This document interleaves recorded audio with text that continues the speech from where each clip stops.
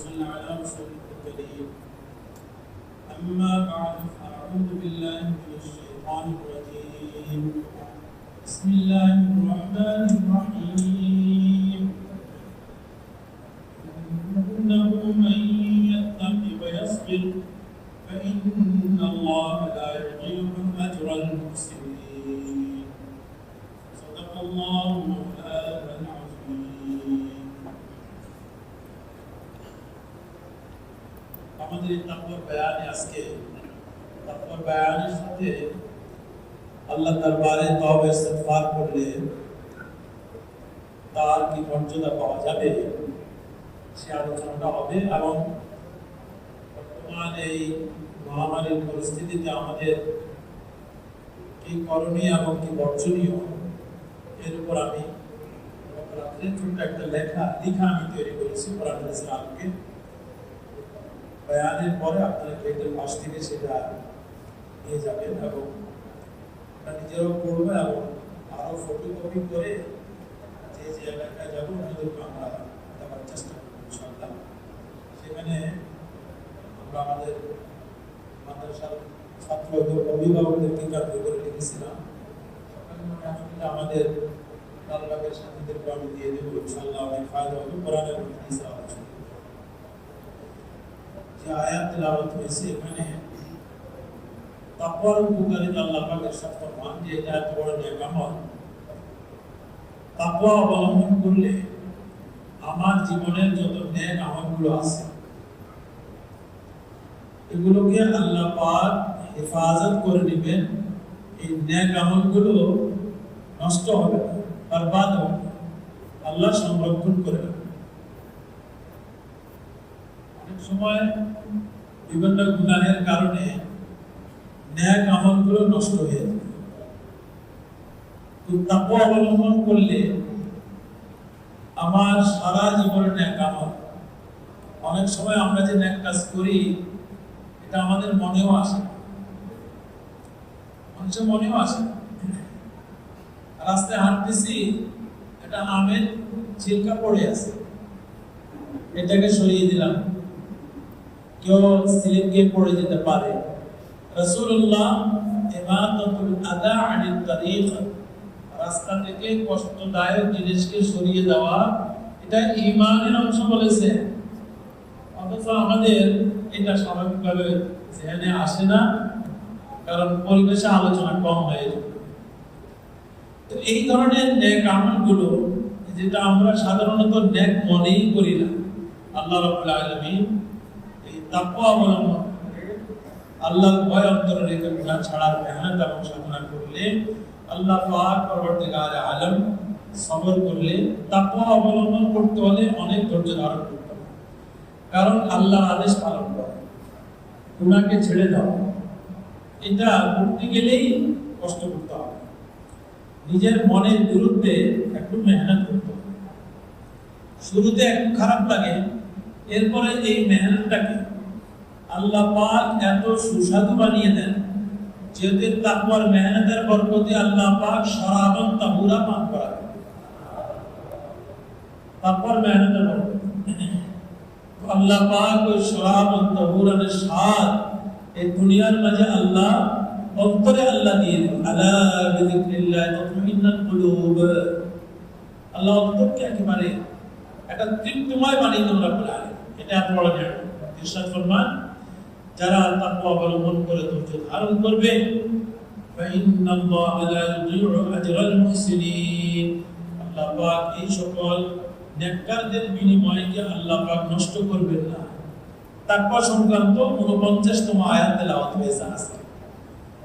এখন আমি বলেছি যে আমাদের থেকে তো ভাই অনেক গুনাহ এবং অনেক অপরাধ হয়েছে, আমরা তো মানুষ, আল্লাহর বান্দা। তো এই সংক্রান্ত জনাব রাসূলুল্লাহ সাল্লাল্লাহু আলাইহি ওয়াসাল্লাম কিছু হিদায়াত এবং তওবার উপকারিতা, তওবার উপরে কিছু হাদিস পড়া হবে। এর পূর্বে যে লেখাটা আমি পেশ করেছি আপনারা পাবেন নামাজের পর ইনশাআল্লাহ। কম পড়লে আবার আর এই লেখাটা আমি বলে দিই, এটা আরো পরিপূর্ণ হবে, আরো কিছু বাড়বে এই লেখা। আর কিছু পড়ার পরে ছোট্ট বই আকারে ইনশাআল্লাহ ঈদের পরে আপনাদেরকে পেশ করবে। এখন তো না পেলেও পেরেশান হবে না। আর এখন পেলে এই ছুটিতে ফটোকপি করে দাওয়াতি কাজ করে অন্যদের বলতে। এখানে ছয়টা বিষয়ে আলোচনা এসেছে এই লেখাতে। একটা হলো আমাদের সৃষ্টির উদ্দেশ্য হলো আল্লাহ পাকের অনুগত হয়ে থাকা, এক নম্বর। তার দলিল হলো সূরা জারিয়াতের 56তম আয়াত, ওমা খালাকতুল জিন্না ওয়াল ইনসা ইল্লা লিয়াবুদুন। মানব জাতি আর জিন জাতিকে আমি সৃষ্টি করেছি আমার অনুগত হয়ে থাকার জন্য, নিজের নফসের গোলামি করার জন্য না, শয়তানের প্ররোচনায় পড়ার জন্য না। এক নম্বর। আর শয়তানের প্ররোচনা, নফসের ধোঁকা থেকে দূরে থাকতে যা আল্লাহ আদেশ করেছেন সেটা সূরা ইয়াসিনের 60 এবং 61তম আয়াত, আলাম আ'হাদ ইলাইকুম ইয়া বনি আদম আল্লা তা'বুদুশ শাইতান ইন্নাহু লাকুম আদুউম মুবিন। হে আদম সন্তানেরা, আমি কি তোমাদের আদেশ করিনি যে তোমরা শয়তানের উপাসনা করো না, সে তোমাদের প্রকাশ্য শত্রু। এবং আমি এও আদেশ করেছি তোমাদেরকে যে আমার ইবাদত করো। হাদা সিরাতুল মুস্তাকিম, এটাই হলো সরল পথ। প্রথম আলোচনা হলো আল্লাহর ইবাদত আর শয়তানের ধোঁকায় না পড়া, কোরআন হাদিসের আলোচনা। দ্বিতীয়, দুনিয়াতে এই সকল বিপর্যয়, মহামারী কেন ছড়ায়, দুর্ভিক্ষ কেন হয়? এটা আমরা তো বলে ফেলে যে করোনা ভাইরাস আসছে। আরে ভাই, এই ভাইরাসটা আজ পর্যন্ত কেউ দেখেনি। আল্লাহ পাকের জিনিসকে, আল্লাহ পাকের আযাবকে, বাতাসকে আজ পর্যন্ত কেউ দেখেনি। বাতাস কেউ দেখছে? বাতারের প্রেসারকে মাপে, বাতারের প্রেসারকে মাপতে পারে মেশিন আবিষ্কার করছে। আলোর গতিকে মাপে মেশিন আবিষ্কার করছেন। আলোতে কেউ দেখে না। ভাই আলো দেখেন আপনি? দেখেন আলো কোথায়? দেখেন আলো কোথায়? দেখেন তো দুনিয়াতে আল্লাহর অনেক জিনিস এটা আমরা দেখি না, অনুভব করি। নতুন ভাবে করোনা ভাইরাসটা এটা দেখা যায়। এখন বিভিন্ন পরীক্ষা করে এটার পাওয়ারকে বলা হচ্ছে যে এখন অনেক ভয়াবহ আকারে আসছে, এই করে সেই করে। তো ভয়াবহ তো যে ধরনের আল্লাহর নাফরমানি হবে সেই ধরনের ভয়াবহ, আতঙ্ক হওয়ার কোনো বিষয় না। আপনি চিন্তা করে দেখেন যে বিভিন্ন টেলিফোনের মাধ্যমে আমরাও খবর পাচ্ছি, গ্রামে গঞ্জে আমাদের বিভিন্ন এলাকাতে অনেক লোক আক্রান্ত হয়ে গেছে। কিন্তু ইনশাআল্লাহ আপনি দেখবেন যে জ্বর হলো, পেট খারাপ হলো, কষ্ট হলো, ভালো হয়ে গেল। কিন্তু করোনায় বর্তমান ভাইরাসের যে ভয়াবহতার কথা বলা হচ্ছে, আল্লাহ মাফ করে সেই হিসাবে তো মৃত্যু সংখ্যা 4-5,000 হওয়া দরকার প্রতিদিন। নাউযুবিল্লাহ, আল্লাহ আমাদের হেফাজত করে। কিন্তু আলহামদুলিল্লাহ, আল্লাহ শুকর, রাসূলুল্লাহ সাল্লাল্লাহু আলাইহি ওয়াসাল্লাম বলেছেন যে এই মহামারী গুলো মুসলমানদের জন্য রহমত। এরা আল্লাহমুখী হয়ে যাবে, গুনাহ ছেড়ে দেবে। তো রহমতের মাঝে মা বাচ্চাকে বুকে কোলে নিয়ে একটু চাপ দেয়, বাচ্চা এক করে কেঁদে ওঠে, বাচ্চা কিন্তু ব্যথা পায়, কান্না করে। এই চাপ দেওয়াটা হলো আদরের চাপ দেওয়া। এই চাপ দেওয়া হলো আদরের চাপ দেওয়া। আর আপনি কোনো পকেট মারকে ধরতে পারলে এমন জোরে চাপ দিবেন হাত ভেঙে ফেলবেন, করা ঠিক না এগুলা। মাও তো চাপ দেয়, সেই চাপের মাঝে স্বাদ আছে। তো আল্লাহ পাকও আল্লাহমুখী হওয়ার জন্য একটু জ্বর দিয়ে ইত্যাদি করে আল্লাহ ভালো করে। আর এর আগেও আমি হাদিসটা বলেছিলাম, সামনেও আসবে ইনশাআল্লাহ। রাসূলুল্লাহ সাল্লাল্লাহু আলাইহি ওয়াসাল্লাম ফরমান, গুনাহের কারণে প্রত্যেক গুনাহ করলে আযাবটা জাহান্নামে তৈরি হয়ে যায়। তো গুনাহের কারণে জাহান্নামে আমাদের যে আগুন তৈরি আছে, তওবা করা হয় নাই, তওবা করলে আল্লাহ আগুনকে ঠান্ডা করে দেয়। এখন তওবা হয় নাই, মনে মনে কত গুনাহ করেছি, কত আযাব তৈরি আছে জাহান্নামে। আল্লাহ পাকের হাবিবের সাথে ফরমান, আল্লাহ পাক ইমানদারদের উপর দয়া করে তার তওবা ইস্তিগফারের বরকতে আল্লাহ রাব্বুল আলামিন ওই জাহান্নামের আগুনটাকে জ্বরের আকারে ওই ব্যক্তির শরীরে দিয়ে দেন। আরে ভাই, জাহান্নামের আগুন আর জ্বর কি এক নাকি আপনি বলেন? আরে জাহান্নামের আগুন, আহা, 3000 বছর পর্যন্ত আল্লাহ এটাকে গরম করছে, 3000 বছর। জ্বরের তাপমাত্রা সামান্য একটু তাপমাত্রা, আর 97-98 এমনি থাকে, আর 2-4 ডিগ্রি বাড়ে, 5 ডিগ্রি বাড়লো, এই তো। আর সেখানে তো হাজার হাজার ডিগ্রি বেশি। তো আল্লাহ পাক দয়া করে হাদিস শরীফে আছে, ওই জ্বরটা, আল্লাহর জাহান্নামের আগুনটাকে আল্লাহ জ্বরের আকারে তওবাকারীদেরকে, তওবা করে নাই হয়ে গিয়েছে, আল্লাহ তাকে পছন্দ করেন, ভালোবাসেন, এই বান্দা তওবা করে না কেন? তার তো মৃত্যু সময় ঘনে আসছে। আল্লাহ পাক পরবর্তীকালে আলম ওই আগুনটাকে জ্বর আকারে তার উপর ঢেলে দেন রব্বুল আলামিন। আর সেই জ্বরে আক্রান্ত সবর করে, এই সবরের বিনিময়ে আল্লাহ তার সকল গুনাহ মাফ করে দেন। রাসূলুল্লাহ সাল্লাল্লাহু আলাইহি ওয়াসাল্লাম ফরমানে হাদিসে, জ্বরের থেকে যখন উঠে আল্লাহর বান্দা এমন হয়ে যায় তার উপর সামান্য পরিমাণও কোনো গুনাহ থাকে না। সাগীরা, এগুলা চাওয়া ঠিক না, আসলে পেরেশান না হওয়া। বাংলাদেশের মুসলমানদের করোনা ভিন্ন হবে, আর ভিন্নই দেখা যায়, ভিন্নই দেখা যায়। বিভিন্ন খানে যা খবর শোনা যায় এরকম কোনো কিছু না, এরকম কোনো। তবে দুঃসাহসিকতাকে শেষ করতে হবে, কখন যে আল্লাহ নারাজ হয়ে যায় বলা যায়। এই জন্যে এই সকল মহামারী কেন হয়, হাদিস শরীফে কোরআনের আয়াত প্রথম পড়া হচ্ছে সূরা রুমের 41তম আয়াত, ظهر الفساد في البر والبحر بما كسبت أيدي الناس ليذيقهم بعض الذي عملوا لعلهم يرجعون। মানুষ সহজে যা কামাই করেছে, নিজের হাতে যা গুনাহ করেছে, এই কারণে জলে স্থলে বিপর্যয় পেরেশানি আল্লাহ ওদের ছড়িয়ে পড়েছে। আল্লাহ কেন ছড়াইছেন? যাতে আল্লাহ পাক ওদেরকে আস্বাদন করান ওদের কৃতকর্মের কিছুটা শাস্তি। আল্লাহ সকল বিপদ পাঠান, গুনাহের কিছু শাস্তি আল্লাহ দিয়ে দেন। কেন? লাআল্লাহুম ইয়ারজিউন, যেন ওরা সৎ পথে ফিরত আসে, যেন ওরা নামাজে ফিরত আসে, তওবা ইস্তিগফার করে যেন আল্লাহর রাস্তায় লেগে যায়, নাফরমানি যেন ছেড়ে দেয়। এই কারণে আল্লাহ পাক পরবর্তীকালে আলম আল্লাহ রাব্বুল আলামিন সমাজের মাঝে মহামারী পাঠিয়ে মুসলমানদেরকে সতর্ক করে রাব্বুল আলামিন। আর মহামারী আসার কারণ হলো রাসূলুল্লাহ সাল্লাল্লাহু আলাইহি ওয়াসাল্লাম ফরমান, সুনান ইবনে মাজাহ 4019 রিওয়ায়াত, এই রিওয়ায়াতে 5টি অনেক বড় গুনার কথা উল্লেখ হয়েছে। তার মাঝে 5টি গুনার কারণে 5 প্রকার আযাব আছে। তার মাঝে বর্তমান মহামারী কেন্দ্রিক হাদিসের একটা অংশ দেওয়া হয়েছে, বাকি অংশ দেওয়া হয়। সেটা হলো হুজুর সাল্লাল্লাহু আলাইহি ওয়াসাল্লাম ফরমান, লাম তাযহারিল ফাহিশাতু ফি কওমিন কাত্তু হাত্তা ইউ'লিনু বিহা ইল্লা ফাশা ফীহিম আত-তাউন ওয়াল আওজা' আল্লাতী লাম তাকুন মাদাত ফি আসলাফিহিম আল্লাতী মাদাত।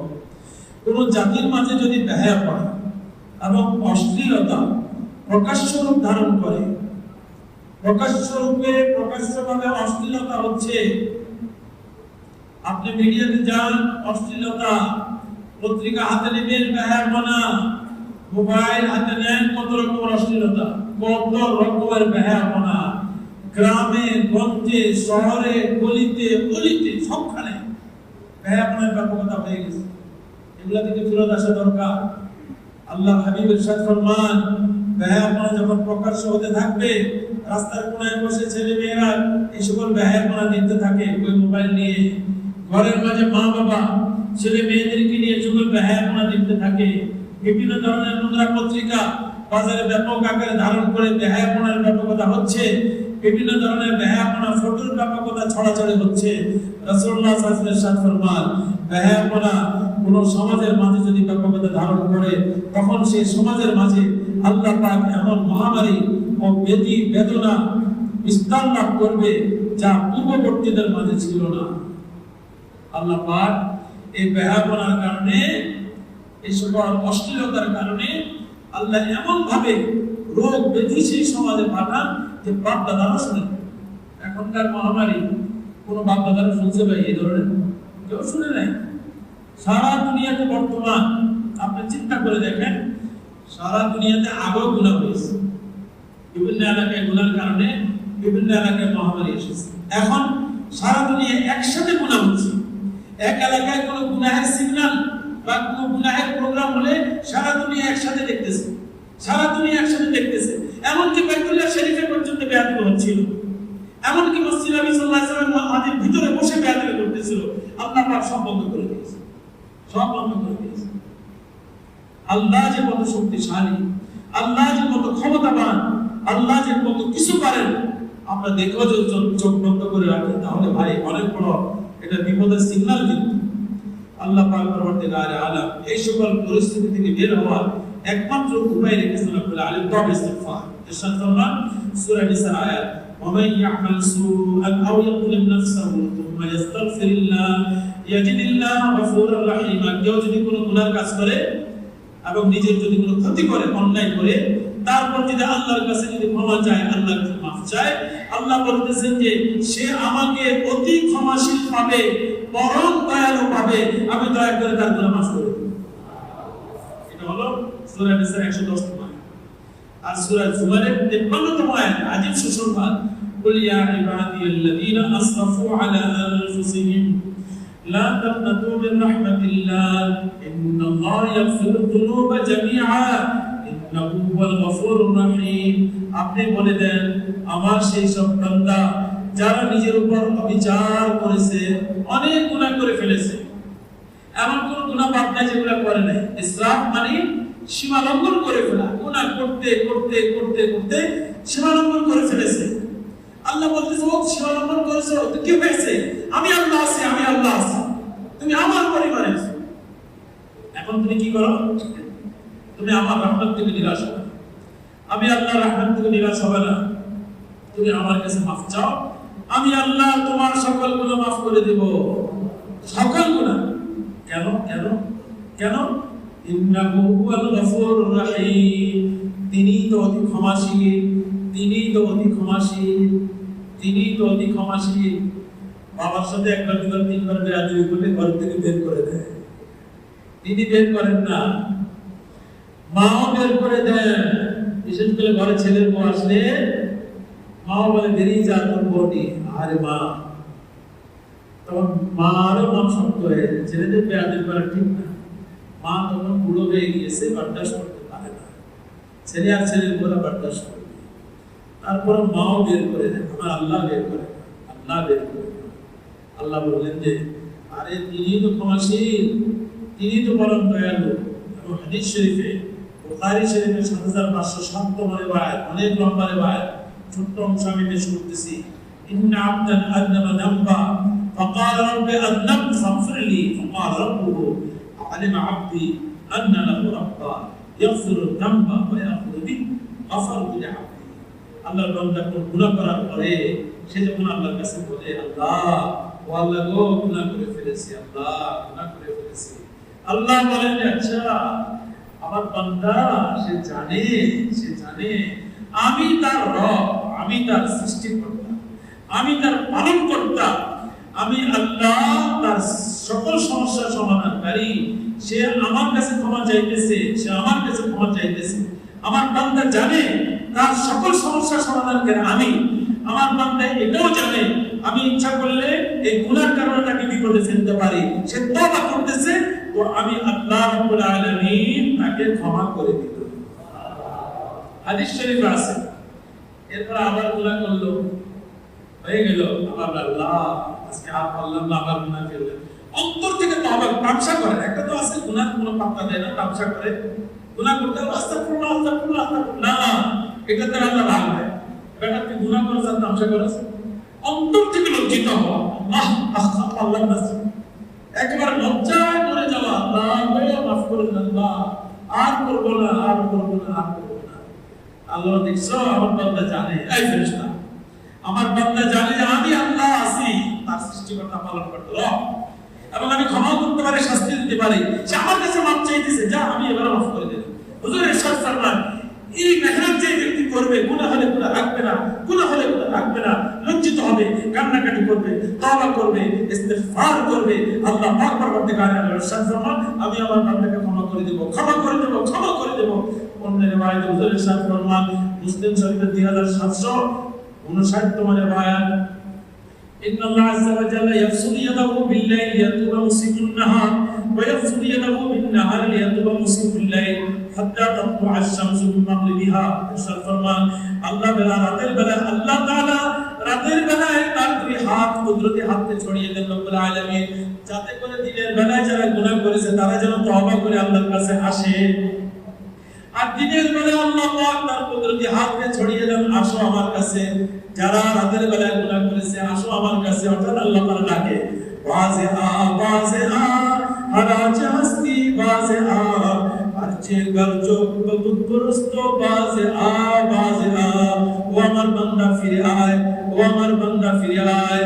তুমি যতই বড় গুনাহ করো না কেন ফিরে আসো, তুমি শিরক করো না কেন তারপরও ফিরে আসো, তুমি মূর্তি পূজা করেছো কেন তারপরও ফিরত আসো, আমি তোমাকে ক্ষমা করে দেব। হারাজ হাসতি বাজে আ, তুমি মূর্তি পূজার কোনো ভয় পেও না, আসো আসো আমার কাছে যাও। রাসূলুল্লাহ সাল্লাল্লাহু আলাইহি ওয়াসাল্লাম এইভাবে আল্লাহ পাক পরবর্তীকার আলম যেই দিন সূর্য পশ্চিম দিক থেকে উদিত হবে কিয়ামতের নিকটবর্তী সময়, সেই দিন পর্যন্ত আল্লাহ পাক দিনের বেলাও তার কুদরতি হাতকে সম্প্রসারিত করে রাখবেন, রাতের বেলাও কুদরতি হাতকে সম্প্রসারিত করে রাখবেন। রাতের বেলায় ফরিয়াদ হয় আল্লাহর কাছ থেকে ফেরেশতারা আলা মিন মুস্তাগফির আসিকো, গুনাহ থেকে তওবা করে আসো আমি তোমাকে ক্ষমা করে দেব।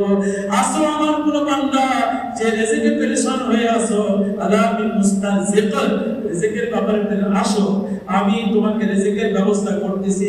আলা মিন মুবতালা, আরে অসুখ বিসুখে পড়ে আসো, করোনায় আক্রান্ত হয়ে আসো, বিভিন্ন ধরনের রোগে আক্রান্ত হয়ে আসো, আমার কাছে আসো, মাফ চাও, ক্ষমা চাও, সুস্থতা চাও, আমি আল্লাহ তোমাকে সুস্থতা দান করব।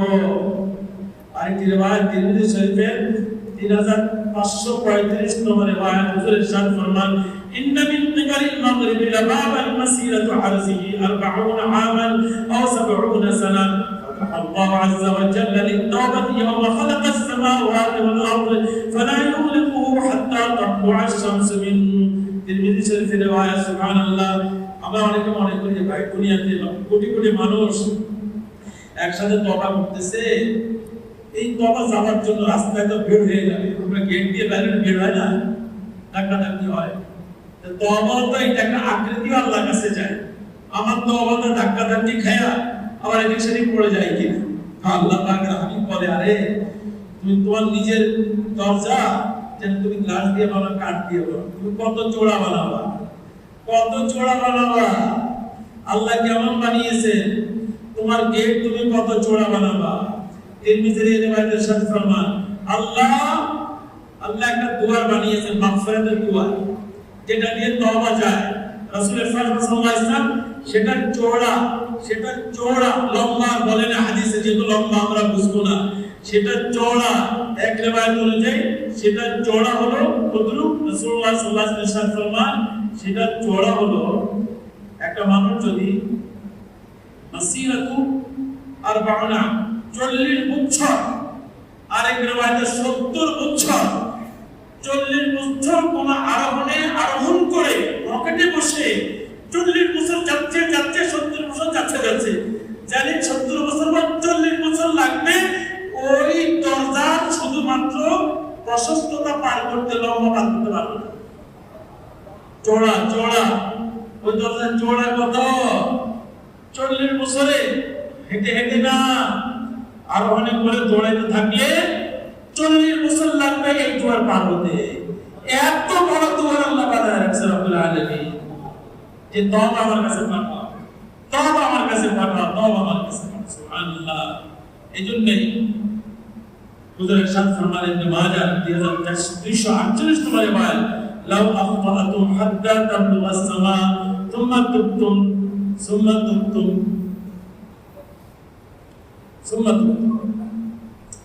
রাসূলুল্লাহ সাল্লাল্লাহু আলাইহি ওয়াসাল্লাম ফরমান যদি তোমরা গুনাহ করো, নাফরমানি করো, এবং তোমার গুনাহ যদি এত বড় বেশি হয়ে যায়, জমিন থেকে যদি আসমান পর্যন্ত তোমার গুনাহ নিয়ে যদি ভরে যায়, জমিন থেকে কি আসমান পর্যন্ত তোমার গুনাহ দিয়ে ভরে যায়। ভাই জমিন থেকে আসমান কল্পনা করতে পারেন? এই সৌরজগৎ মহা আকার যে কত বড়। কোন সময় আলহামদুলিল্লাহ রাব্বিল আলামিন তাফসীর আসলে আল্লাহ তৌফিক দিলে এটা প্রায় কয়েক মাস লাগে তাফসীর করতে। আলহামদুলিল্লাহ এই এক আয়াতের তাফসীর এত বড় মহা শূন্য যে কত বড়, বৈজ্ঞানিকরা যে আবিষ্কার করছে এটুকু বললেই দেখবেন যে মাথা ঘুরায়। বাকি বৈজ্ঞানিকরা আবিষ্কার করে বলছেন আমরা আবিষ্কার করছি এটার সংখ্যা অনেক কম। এগুলা আজিব। হুজুরের সাথে ফরমান যে তোমরা যদি গুনাহ করে যদি আসমান পর্যন্ত ভরে যাও, এরপরে যদি তওবা করো লাতাবাল্লাহু আলাইহি, আল্লাহ পাক তোমাদের সকল তওবাকে কবুল করে নেবেন রব্বুল আলামিন। আল্লাহ তওবা করবে। এইজন্য ভাই কে আছি আমরা যারা আমরা গুনাহ করতেছি না বলেন? তো মুসলমানের জন্য আল্লাহ পাক গুনাহের প্রতিষেধক রেখে দিয়েছে, সেটা হলো তওবা। তওবা মানে গুনাহের উপর অনেক লজ্জা বোধ করা। ইসরে কি করলাম, আল্লাহ এই গুনাহটা করলাম, আমার জন্য এটা শাস্তি, কেন এই গুনাহটা করলাম? এরপরে না আর করবো প্রতিজ্ঞা, এবার আল্লাহ লজ্জা করলাম আর করবো না, আল্লাহ মাফ করো। তো আল্লাহ করেন কি? আমলনামায় লেখা আছে, ফেরেশতারা সাক্ষী আছে, হাদিসগুলো সামনে আসবে। আমলনামায় লেখা আছে, ফেরেশতারাও সাক্ষী আছে, হাত পাও সাক্ষী আছে, হাত পাও সাক্ষী আছে। আল্লাহ পাক পরবর্তীকার তওবা কবুল করলে আল্লাহ নিজে এখন আর ফেরেশতাকে বলে না, আমলনামাকে আল্লাহ আদেশ করেন এই গুনার জায়গা পরিষ্কার হয়ে যা। হঠাৎ করে নাই হয়ে যায়। যেখানে গুনাহগুলো সাক্ষী আকারে শরীরের মাঝে আছে, আমি আদেশ করতেছি নাই হয়ে যা, গুনাহ নাই হয়ে যায়। এরপর আল্লাহ বলে দেন এখন পৃষ্ঠা খালি থাকে তো ফেরেশতারাও পেরেশান হবে, এত লিখলাম এখন খালি কেন, সাদা হলো কিভাবে? আল্লাহ করেন কি? ফেরেশতাদেরকে ভুলিয়ে দেয়, ফেরেশতাদেরকে খালি জায়গাগুলো তওবার সওয়াব দিয়ে আল্লাহ ভরে দেন রব্বুল আলামিন। কত যে দয়ালু। আল্লাহ বলেন যে ওমা কাদারুল্লাহ হাক্কা কদরি ওয়া বান্দা, আরে আমার তোরা চিনলি না, এই দোকানের পিছনে দৌড়াস, চাকরির পিছনে দৌড়াস, দলের পিছনে দৌড়াস, নেতার পিছনে দৌড়াস, রাম রাম করস আর আমারে ছেড়ে দিস, এইটুকুই? আরে আমি তোকে বানালাম, সৃষ্টি করলাম, হ্যাঁ আমি রিজিকের প্রশস্ততা দিয়ে আমি রিজিক সম্পূর্ণ করে যা খুশি তা করি, দুনিয়ার এই জীবন ধোকায় পড়ছ। করোনা দিলে আমি দিয়েছি, করোনা পাঠালে আমি পাঠিয়েছি, আরে তোর জন্য তো আমি দয়ার স্বরূপ পাঠিয়েছি করোনা, যে আমার কাছে আয়, তোর হায়াত আর বেশি নাই, একটু করোনা আক্রান্ত করে সামান্য একটু কাজ দিবি আর সামান্য একটু পেরেশানি হলো, আর রাসূলুল্লাহ সাল্লাল্লাহু আলাইহি ওয়াসাল্লাম বলে দিলেন মহামারীতে আক্রান্ত হয়ে কেউ মারা গেলে মুসলমানরা আল্লাহ পাক তাকে শহীদ মৃত্যু দান করে। অর্থাৎ কবরে গেলে সে কিয়ামত পর্যন্ত জীবিত থাকবে, আল্লাহ তাকে রিজিক খাওয়াবে। এগুলো আপনার কাছে চাওয়া ঠিক না, কিন্তু আক্রান্ত হয়ে মারা গেলে আল্লাহ শহীদ দেওয়া। আর যদি কেউ মারা না যায়, একটু কাশুরে এটা হলে ভালো হয়ে গেল, তো আল্লাহ পাক পরবর্তীকালে আলম তার আমলনামাতে শহীদ হওয়ার সওয়াব লিখে দিবেন। কিয়ামতের দিন বলবো যে আল্লাহ আমি তো শহীদ হইনি, আমি তো ঘরের বিছানায় মরলাম। আরে তোর না 2021 সালে করোনা হয়েছিল, যেটা সবর করছিলি, সন্তুষ্ট ছিলাম, একটু কাশ হয়েছে, নিঃশ্বাস নিতে কষ্ট হয়েছে, অক্সিজেন লাগে, ঠিক হলো। আমার বিরুদ্ধে কোনো কমপ্লেইন করস নাই, শিরক করস নাই, যে না এই কোরবানির হাটে যাওয়ার কারণে করোনা হয়েছে এটা বলস নাই, না এই বাসে বসার কারণে করোনা হয়েছে এটা বলস নাই, না মাস্ক পরা করি নাই বলে করোনা হয়েছে এটা বলস নাই। বলছি তো সতর্কতা বলে ব্যবস্থা যা করার করছে হয়েছে আল্লাহর আদেশে হয়েছে। আলহামদুলিল্লাহ। ইমানদারদের ঈমান এটা, ইমানদারদের ঈমান এটা, ইমানদারদের ঈমান এটা। তারা কোনো কিছু আল্লাহর হুকুমে পরোয়া করে না। মানে কি? অনেকে বলে যে আরে বাঙালিদের পরোয়া করে না। আমি বলি যে ভাই, বাঙালি জাতির ঈমান কচু পাতার পানির উপরে না, মজবুত ঈমান। মৃত্যুকে কে ভয় না পায় নিয়ে আপনি পিস্তল নিয়ে আসেন, দেখবেন যে দৌড় দিবে, কিন্তু তার ঈমান বলতে সে জানে আপনার আদেশ ছাড়া কিছুই হবে না। করোনা ভাই আক্রান্ত হয়ে আছে, ওই ভাইয়ের পাশে বসে ভাই সেবা করতেছে। স্বামী আক্রান্ত হয়ে আছে, বিবি স্বামীর সেবা করতেছে, স্বামী বিবির সেবা করতেছে, প্রতিবেশী প্রতিবেশীর কাছে যাচ্ছে। আর আমি না গেলে আমার ভাই আতঙ্কে সে তো অর্ধেক মারা যাবে। আমি বলি যে এটা বাঙালি জাতি শৃঙ্খলা মানে না, সেটা না। বাঙালি জাতি হলো ইমানি জাতি, বাঙালি জাতি হলো আদর্শ জাতি, বাঙালি জাতি হলো আবেগী জাতি, বাঙালি জাতি হলো আল্লাহর জন্য নিজেদের কোরবান করে দেওয়া। আল্লাহ আমাদের সবাইকে বাঙালি জাতির ঐতিহ্য ধরে রেখে রাসূলুল্লাহ সাল্লাল্লাহু আলাইহি ওয়াসাল্লাম এই জাতির জন্য যে দোয়া করেছেন, একসময় সে হাদিসে পড়বো, সেই দোয়ার উপর আমাদেরকে প্রতিষ্ঠিত হওয়ার তৌফিক নসিব করুন।